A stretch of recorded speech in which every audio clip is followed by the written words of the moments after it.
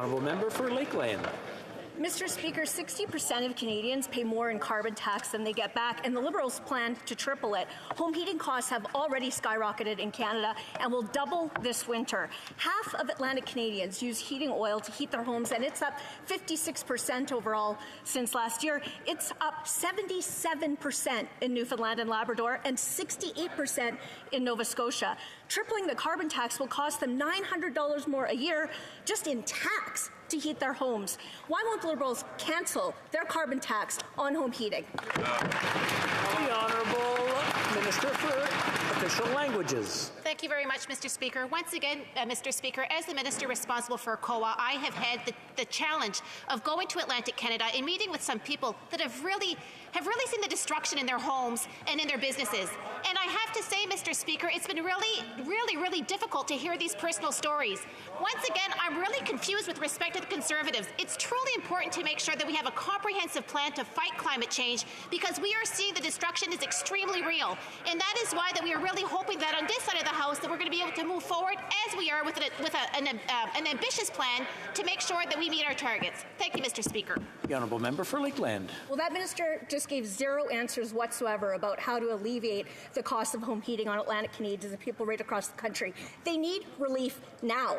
Canadians can't wait for programs that won't even cover half of the $10,000 to $20,000 it'll take to install a new home heating system that'll still need a backup. They can't wait a year to install new windows or re-insulate their home, or years to replace their furnace. Canadians live in the real world, not in a Liberal fantasy. In that real world, it gets really cold in December. Canadians are freezing and the Liberals are freezing them out. So why won't they cancel their cruel carbon tax on home heating? The Honourable Parliamentary Secretary.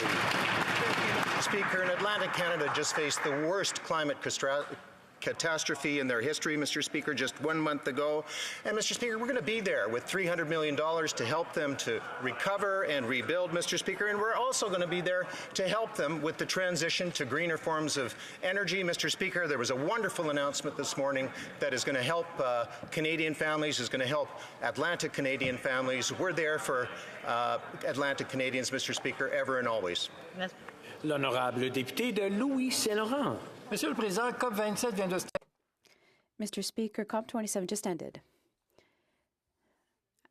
The Canadian Minister of the Environment launched a challenge to the entire planet. He asked all countries to impose a carbon tax like his government is doing to all Canadians. Mr. Speaker, can the Minister of the Environment tell us how many countries accepted this invitation to impose a carbon tax? The Honourable Minister. Mr. Speaker, affordability is extremely important. We've taken important measures to deal with these issues, including doubling the GST credit. No matter what the Conservatives say, 8 out of 10 Canadians are better off thanks to our fight for the climate. They are misleading. They misled Canadians when they campaigned against the carbon tax. The Conservatives are breaking promises that they made during the election campaign to those who elected them. The member for Louis-Saint-Laurent. Mr. Speaker, I'm pleased to welcome the minister's efforts to speak in French. But no matter which language he uses, the answer is the same. No country accepted his invitation to oppose a carbon tax. The Liberals have been in power for 7 years. The carbon tax has been in place for 7 years, and the result is that emissions have not gone down. And we are 58th out of 63 countries to fight climate change. Can they understand that tripling the carbon tax is not good for all Canadians? The Honourable Minister of Natural Resources. Thank you, Mr. Speaker.